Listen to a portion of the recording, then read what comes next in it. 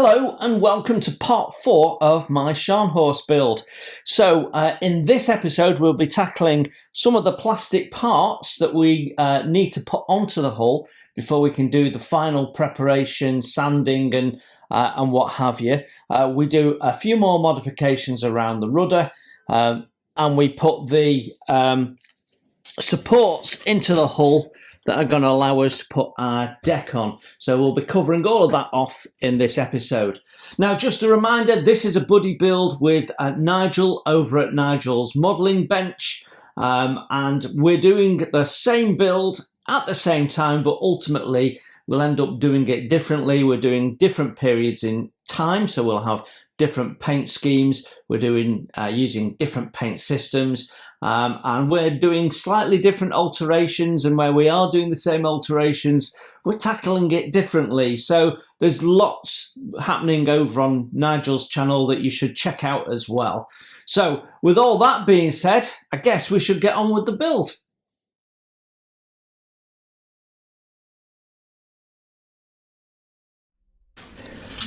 So yeah, this is our first plastic parts being cut off. At the moment there's there isn't any going back. Once you've cut holes in the hull, I was going to say there's no going back now. So let's just remove those.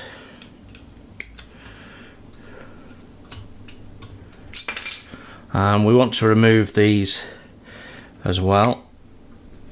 And we can tidy them up. Ready for painting. Right, so we've got those, and then we need the A-frames. I don't know what it is about the shape of A-frames, but it doesn't matter what scale your kit is or who the manufacturer is. A-frames always need a lot of clean up of the seam. And these aren't too bad on the outside, but on the inside they're quite heavy, so we've got some work to do on those, definitely. Right. So that means we can put Sprue A back in its bag and back in its box. So I will do that later. We'll just get it out of the way for now.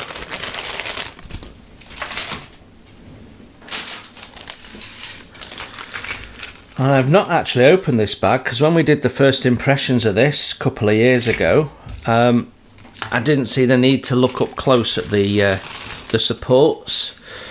So it's nice that we've just got the name and nothing else on the plate. I don't know whether it's oversized, and I'm going to put some plastic card on the back if I decide to use it to cover up all that ejection pins.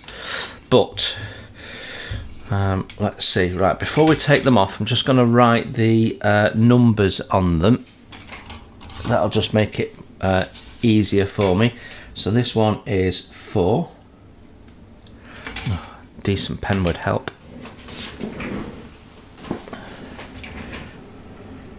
4, 1, and 3. It'll be easy to identify them when we put in. It'll be easy anyway because they'll either fit or not fit.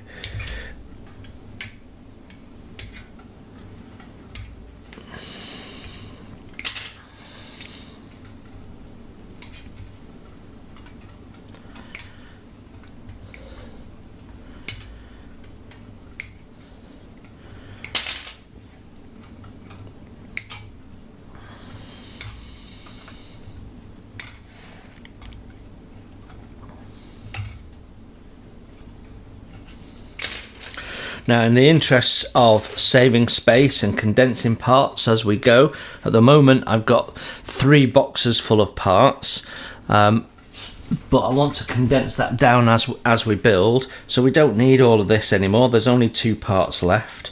So what I'm going to do is I'm actually going to remove the nameplate because that can go back in the box wrapped in the bag, and we'll just remove this part. I'm using old cutters here. There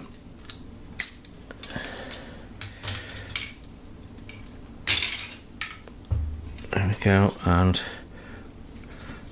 we'll leave the sprue seat element on so they can go back in the bag, and the rest of this, well, I chop it up because there's no recycling marks on this. It's not like it's Airfix or something where we can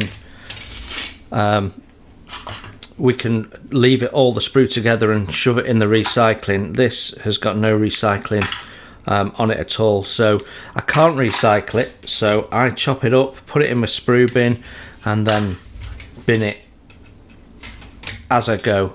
There's something quite therapeutic about chopping up sprue. Don't know what it is, it's a bit of a weird thing, but I know one or two other people that do this and they all say the same. It's quite a nice feeling cutting up sprue. Bizarre, but there you go. So on our bracers, we just need to clean up the top surfaces. That is actually with the part that pushes on the side of the hull, and that's not got a connection point on. These parts that do have no contact with the hull, the pins sit in these little holes. So only thing is that the deck sits on top of there. I'm not sure if it comes into contact with there, so we might as well take them off. So I'm using a really coarse grit. This is 100, because it doesn't need to be pretty, it's just functional. And I'm doing the full length just because there's a bit of seam, and if we take the seam off, then we know it's sat nice and flush.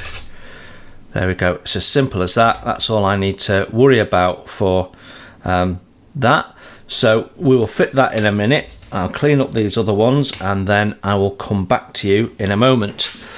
So with the little bulges for the shaft lines, we need to be a little bit more careful with these. So I'm just going to trim the sprue gate nubs back. And that allows me, I've got my magnifying glasses on now, so that allows me to inspect the part as we get up close to it, and we need a little bit of clean up on there. So I'm gonna probably go in at first with a relatively hard sanding sponge. So I'm gonna go in with an 800 grit and just take that nub down. There we go. Now we might be sanding over this when we blend it in. The shape looks a bit weird. Oops, slipped out of my hands. I don't know if it's the same on that one. Yeah, there's a strange sort of edge to it. I don't know if you can see that. It's sort of got a flat on it, and I don't like it. So I'm just going to take that down a little bit, and in a minute we'll go over it in a sponge and smooth that out. Also, it's a bit rough on the end, so I'm just going to flatten that where ultimately the propeller will meet it and make sure that's nice and flat and smooth. And then we've got the nub on this side to do.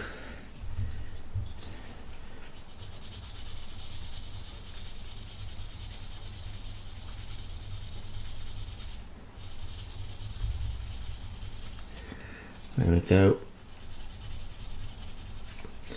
And then we need to just go in and do a little bit of scraping. So this edge that goes into the hull has a bit of a seam on it, so I want to take that off so that we've not got anything preventing us from having a really nice fit. Let's find a pointy one. There we go. That will do.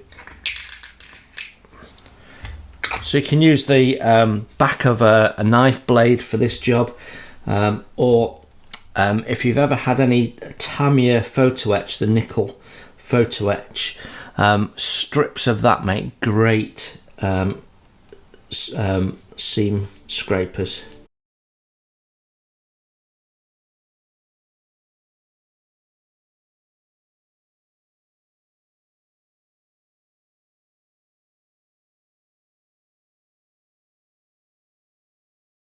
Okay, I think that's okay. I'm just going to double check now we've scraped most of it off.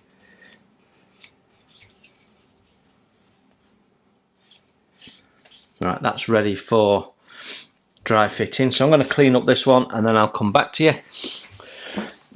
they're a bit scrappy, these parts, and this one particularly has got all sorts of funny indentations and stuff in it. I mean, something in the tooling there that's not quite right, and it just looks a bit rubbishy. So what I'm going to do in the first instance, I'm going to go over with an 800 sponge and just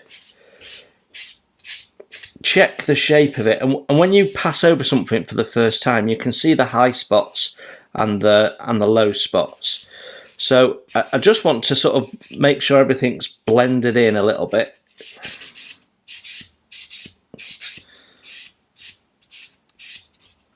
Now, I can't get in with this big Infinity sponge, so I'm going to go in now with a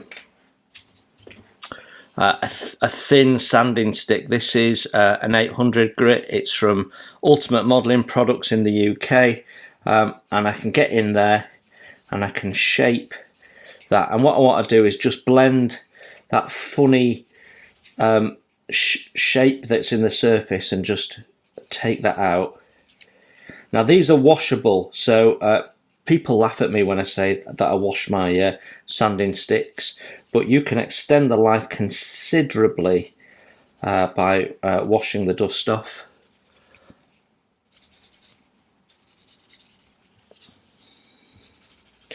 Right, it's quite an indent here, so actually I'm going to have to go for a 400 so I can take that out a bit more quickly.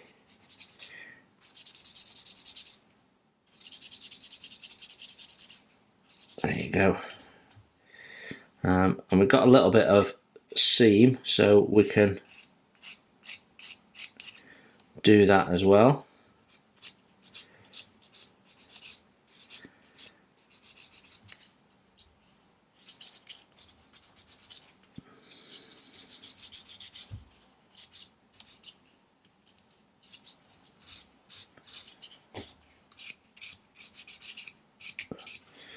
Okay, then I'm going to go in with a 220 sponge. Again, this is another Ultimate Thinny stick. You can see it's very spongy, and that really helps with blending and, you know, feathering everything in and evening out what we've got going on here.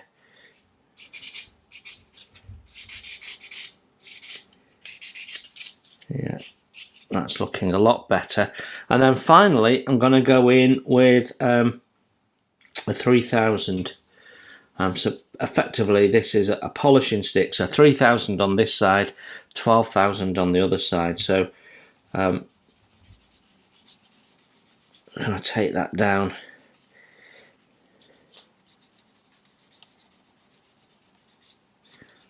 Like so. And then finally, the white side just polishes it up. There we go.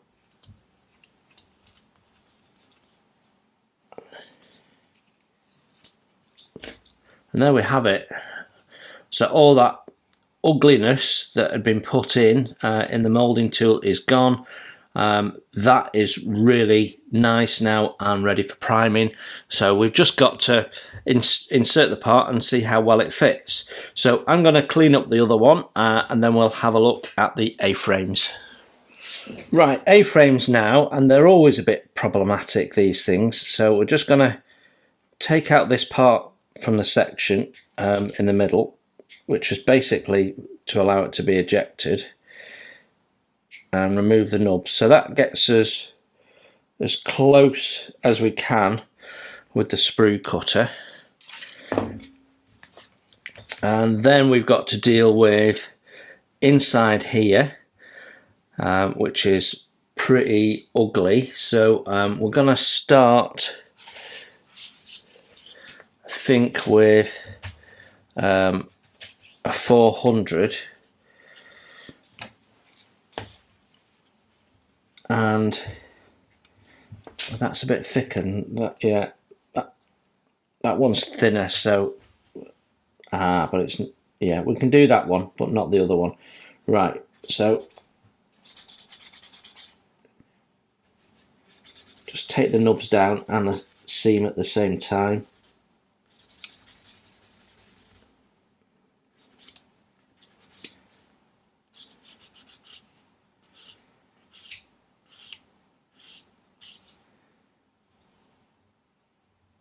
Okay, that's nearly there, so that will do. We can do the top surface this way as well. Then we've got this to sort out. So I think the way to do that is going that way, going along the length of the part.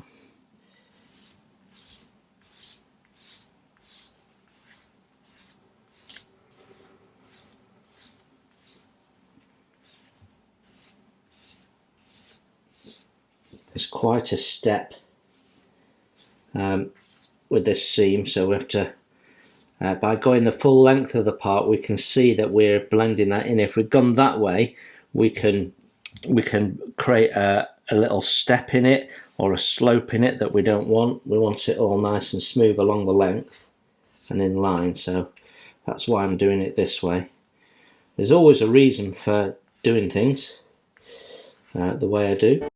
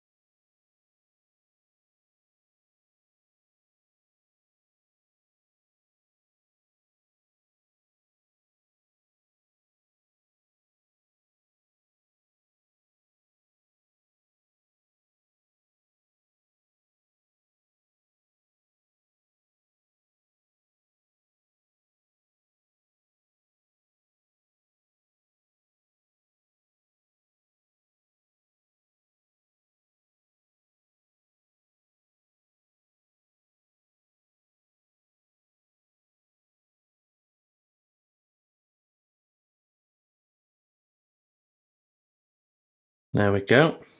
Right, I need to get into this inside and I can't do it with that, so I'm going to use this because it's much narrower. I mean, even at its wide end it'll go in, so let's use the wide end.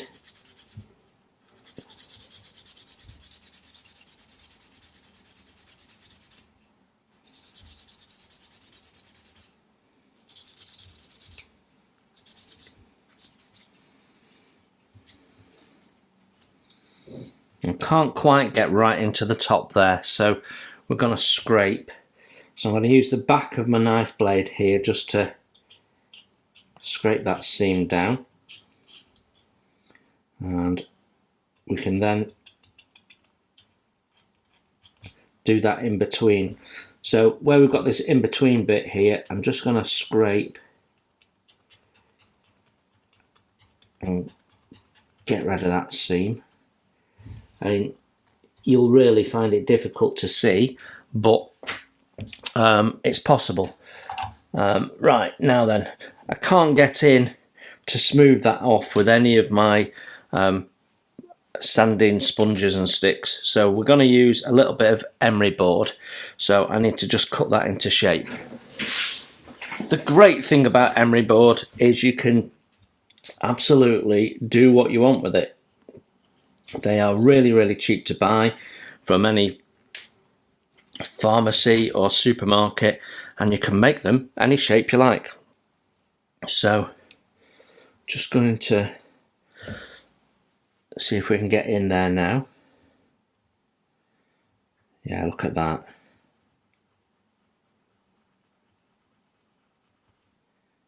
There we go. No stone has been unturned in this cleanup. That looks really good now. Right, so now we've done that, I just want to go over it and blend it all in. So we've got sanding marks running the full length, but we haven't got them at the end there. So again, that's a job for a sponge. We're going to go in with a 1000 sponge, and we'll go in lengthways to start with, just to blend in what we've already done.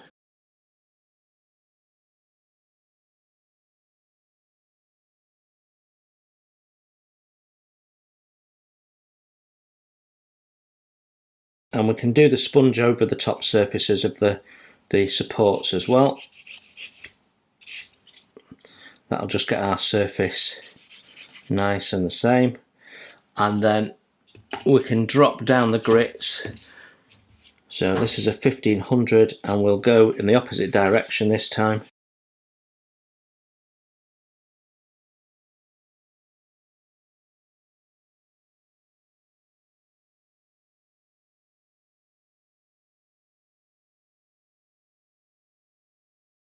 I've just noticed on the front here it's a bit lumpy, so I'm just going to go back in with an 800 and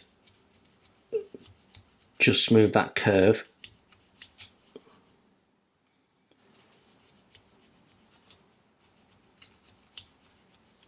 There we go. Back looks okay, but belt and braces. You don't want anything that's going to end up showing up on the paint finish. It's amazing what shows up once you've got a primer down.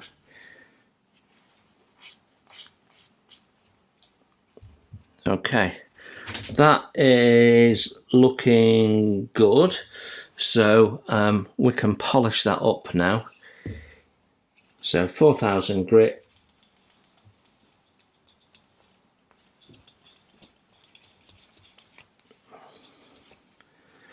And when you get it nice and smooth, the point about polishing the plastic is,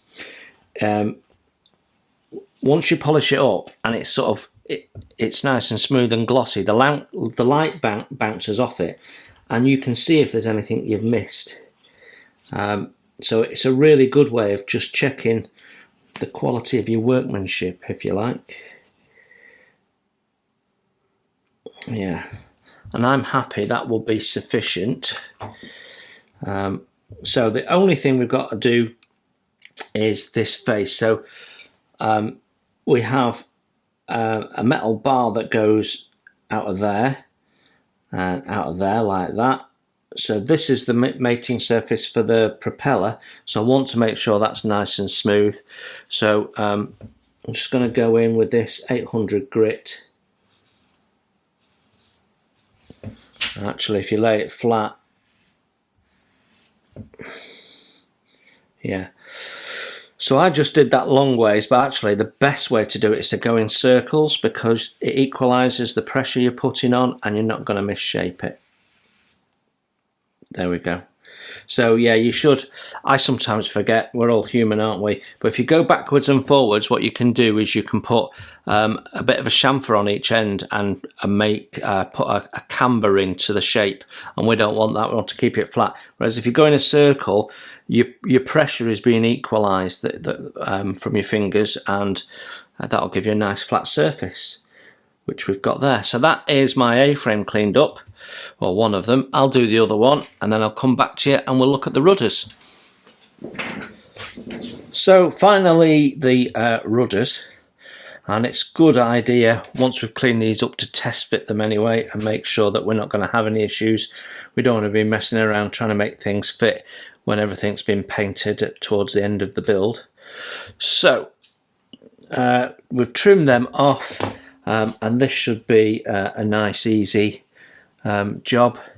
So we'll go in 400 grit, just sand it smooth.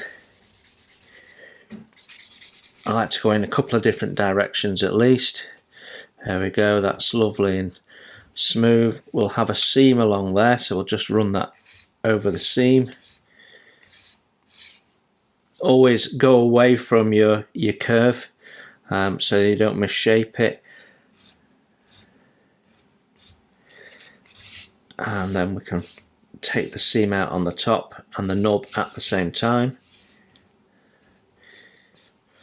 And we've got seam on the pin that goes into the hull, so we just need to go around that pin and make sure it's nice and smooth, so we've got nothing fouling it when we install it. And that is it for the rudders. Nice and easy. Right, let's have a look at how these parts fit. So we're not going to install the rudders now because my past experience is once you put them in, they tend to keep coming off. And yeah, interestingly, neither of these are going to fit, I don't think. No, that one does. That one does. Quite a tight fit, so I'm happy with that. This one not so much. So I think what I'm going to do is just open up the hole a little bit with my reamer.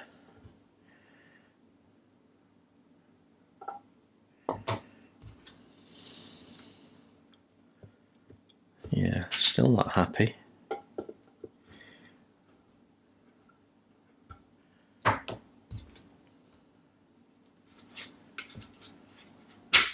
There we go. It's a quite tight fit, but it's only going to go in one of them.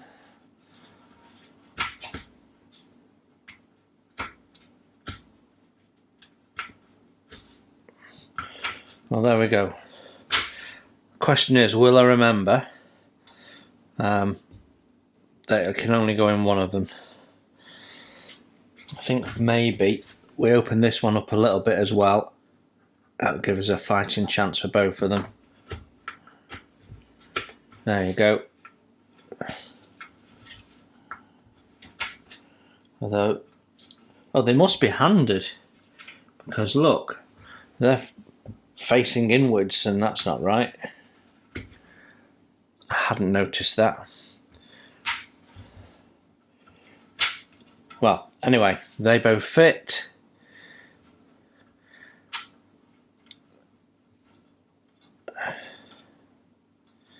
They both don't turn, so there must be a length of... Right, where's my book? So as I look at the anatomy of the ship and look at this here, yeah, the fact that they're on an angle is correct, but that I think is longer because that is nowhere near coming into contact, whereas on the kit, once this is fitted into place, it's almost in contact straight away, so it needs to be sat away. So that's a modification I hadn't noticed before, so I need to see if I've got a little bit of tube for that. So let me go and have a look. Right, so we need to create a little spacer here. This is 2.5mm OD, outside diameter. The inside diameter I've not measured, but the wall is about 0.5mm thick, so a little bit difficult to see. It's about 2mm, or just a fraction less than 2mm, but the important thing is you need to fit it onto your rudder. So I'm lucky that I've got something in my stock that just fits the bill. So what we need to do is just cut a little spacer off to stick on the top of there like that, and that should do the job nicely, which means therefore that these are wrong. So I'm starting to think sand them off and put the spacer on instead and just have the circle. Yeah.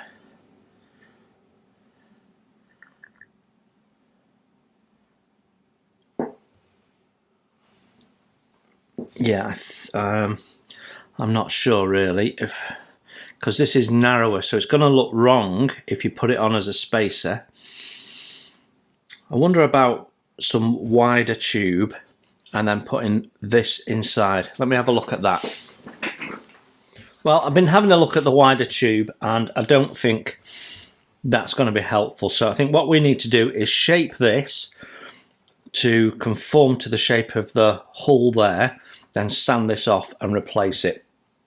So that's going to be my play, because when you look at the picture, the tube that this is mounted in is not wider than the rudder, and that's an important consideration. So this is about right. So what I need to do is put some shape on it. So I'm going to do that initially with an emery board.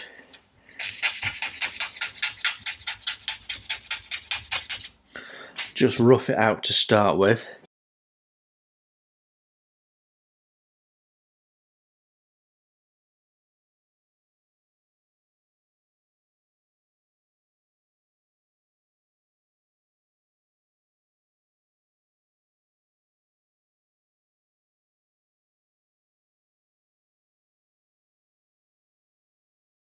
There we go, that's about right.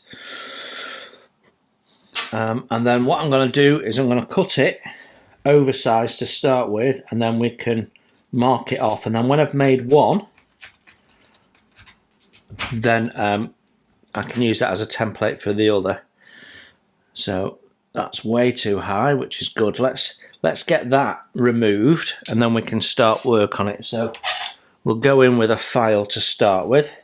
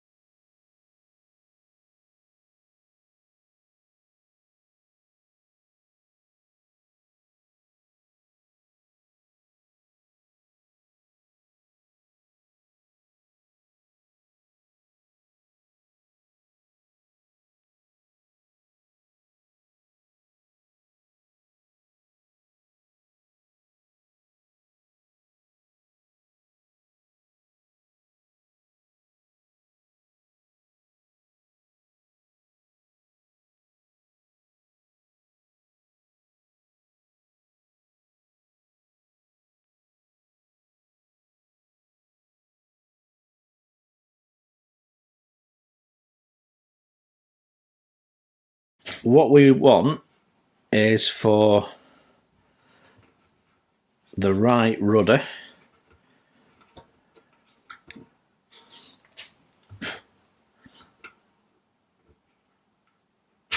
and that's the wrong one. That's the correct one. So we need that to sit a bit proud. So we don't want it sitting that high. So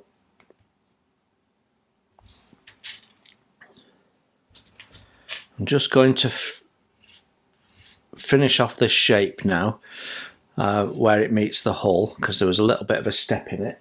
I could do with putting my magnifying glasses on. Let's do that.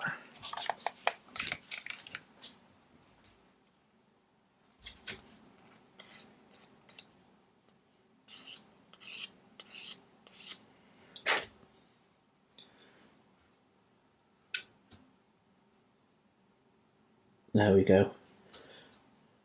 So if we get this going perfectly straight, then the rudder will naturally sit correctly.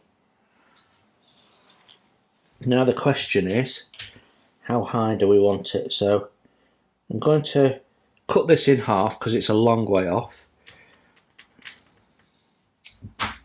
and we'll start with a half, and then I'm going to just sand that nice and flat. We don't want anything causing the rudder to go in the wrong direction. And then if we place it on our rudder,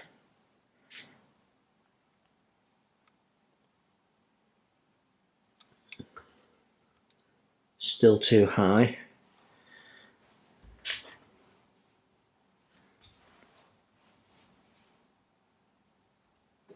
So I'm going to reduce it by 1 millimetre this time, thereabouts roughly. Cutting tube is easy, you just roll it gently under your knife and eventually it'll go through.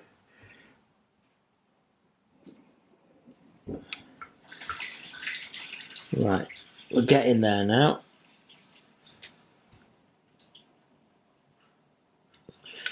Now, I think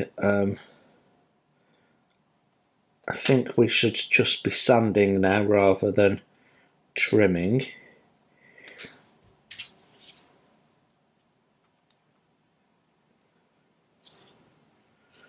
And that gets a little bit more difficult, so let's get some tweezers.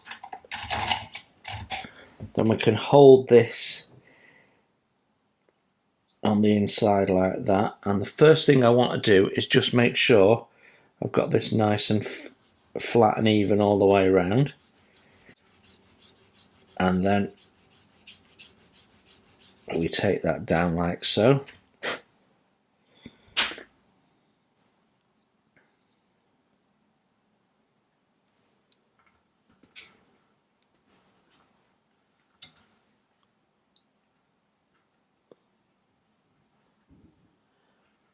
And it needs to be able to turn without causing us an issue.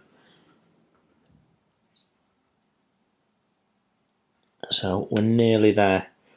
It's just a matter of keep test fitting, keep fettling with it until you get it where you need it to be. Just a bit worried as we're getting thinner and thinner on this narrow end that we're going to end up breaking it.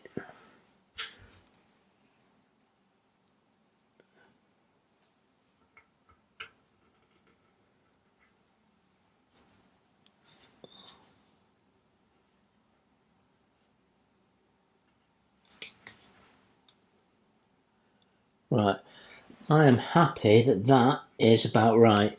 So I can use that as a template to make another one. Yeah, brilliant. Right, so that's our solution for the rudders sorted. Well, what I'm going to do now is I'm going to place that just out of interest. No, that's a lot bigger. That's not going to go in. Let's get some glue. My next thing is to make sure that this hole is lined up so the rudder will go in.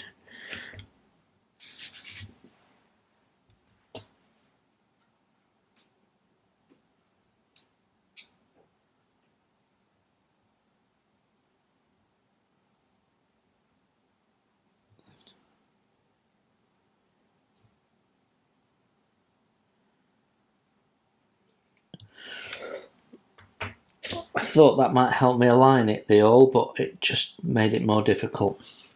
So I'm sorry, I'm going to have to look down there.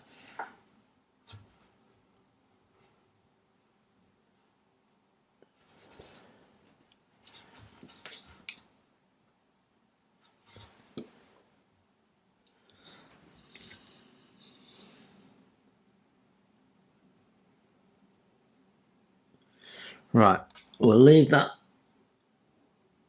to dry before we mess around, but we know now that this is why test fitting is so important. You can spot all sorts of things sometimes that you weren't expecting. Right, happy with that solution. So next thing is test fitting this piece here, and actually the fit is really good, but it is going to leave us with a step and I think potentially a small gap. So what I want to do is just run a sanding stick over this and make sure it's nice and smooth, so that we're not creating a gap because we've not cleaned up properly. So as I look at this, I can see there's like a seam on the inside and stuff, and I hadn't really noticed that. So I'm just going to go in with a sanding stick and just tidy that up, see if that solves the problem.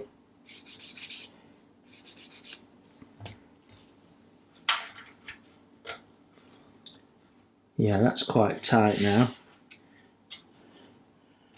Yeah, fit of that is not bad at all. It's a hairline gap, but that's easy enough to fill. There's still a step though, so we've got some sanding to do along this back edge here. Where's my pointing stick? There we go. So there's some sanding to do this area and on the top here. But this bit doesn't feel so bad.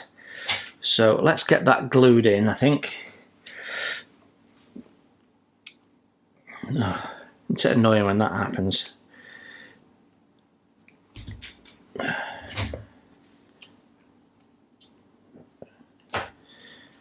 I won't be getting a contactor again. I prefer the plastic magic one, but I need to use this up. I've got loads of it, and I've actually got some in a jar ready to refill this, because I have a problem with these things tend to split over time.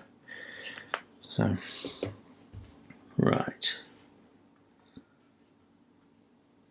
Just going to give that a bit of a press. There we go. So that's in now. Let's have a look at fitting this.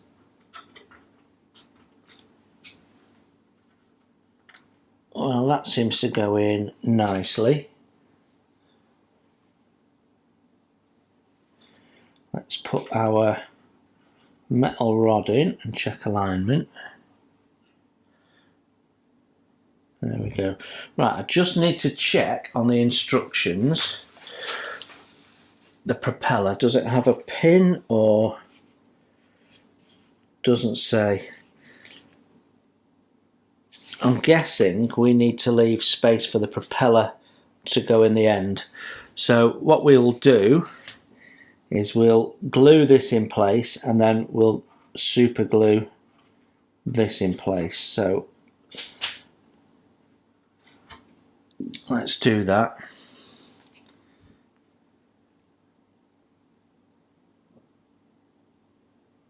Putting the glue in the gap.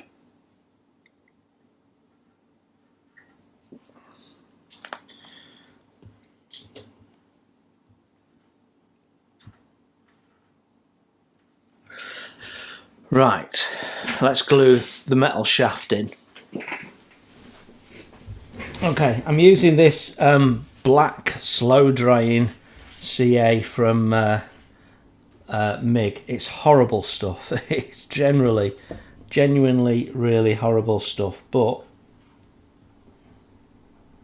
I need to use it up. So get that there, and we'll put a small amount on the shaft.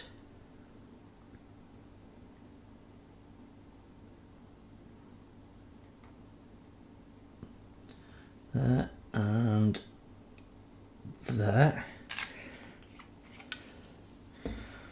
and then we'll just run the shaft in. That'll take the glue in, and because it's slow drying, that gives us time to do a little bit of clean up. So I'm going to wipe this end first, and anything we remove now just saves us a job for clean up later on. There we go, and that's our shaft in. Now, some people leave these silver. I genuinely paint them in the anti-fouling as they should be, really. But you know, personal choice. Right, so that's that in.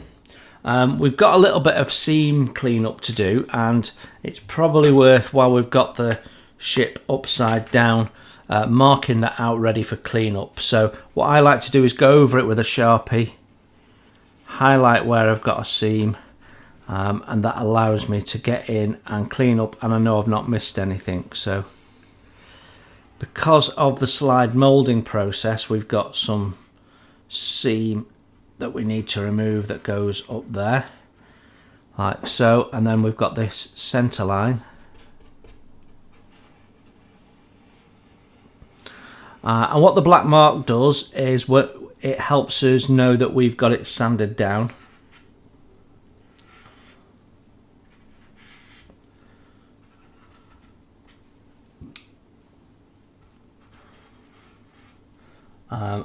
It's it's just easier to see the black line and you know you've not missed anything.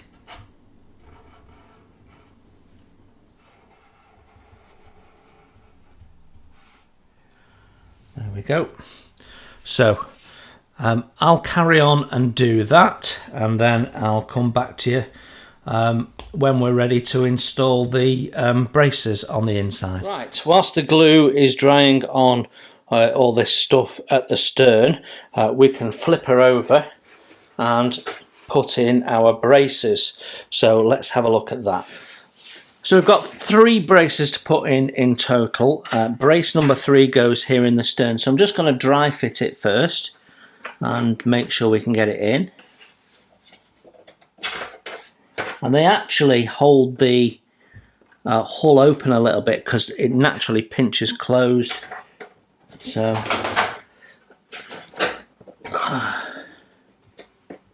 get that lined up on both sides. I mean, to be honest, you don't really need any glue, but we will put some in. Yeah, we've got a gap at the back. It's tight at the front, and that's because the part's not chamfered. So before we glue them in, I want to test fit the deck. So I'm just going to put this number 4 in, which is the wide one in the middle of the hull here. That's in, and then we've got this one at the front, number 1. Right, so next thing to do is check that this isn't forcing the hull open too much, so let's get our deck. Right, now as it happens, I have test fitted the deck before, and what I've established is the deck doesn't fit. It's too long, so we will have to reduce the deck down a little bit at the breakwater is my plan. So I'm just popping this into place, and then we'll run it back so it fits as best as possible at the stern there. Well, I'm having to force the deck in, which means that with the braces in, this is still a tight fit, so I've got no real issues there. So I don't need to modify the braces. I wondered if I needed to just chamfer them a little bit, but no, that seems to be okay. So let's get on with gluing them in. I'm going to use extra thin for this. It doesn't really matter what you use, but obviously liquid poly means I can leave it in place and just run some glue around it.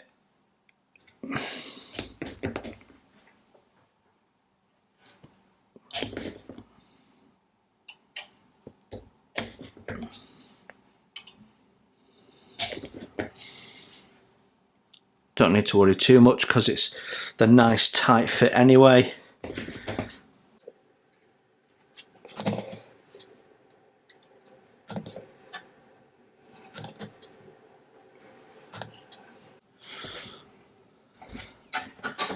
And then we've got this one at the front which wants to be popping out all the time for some reason.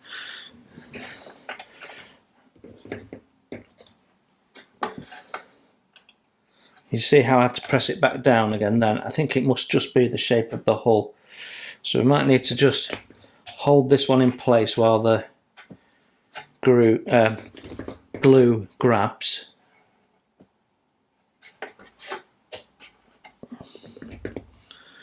Don't be tempted to use CA, because CA ultimately is brittle and under stress will break, so you're best using this that melts the plastic and sort of welds it all together. You get a stronger bond between plastic and plastic than you will do if you use CA. We'll just hold that down for a sec. That seems to be staying in place. There you go. So as far as the instructions are concerned, that's pretty much step one done, other than drilling out the holes on the deck, and we'll have a look at that later on when we've finished doing the hull alterations. So far we've only worked on one side. Hi, and thanks for watching. You can support the channel by hitting the like button, and if you haven't subscribed, please consider the subscribe button and the notifications bell so you don't miss any content that I put out.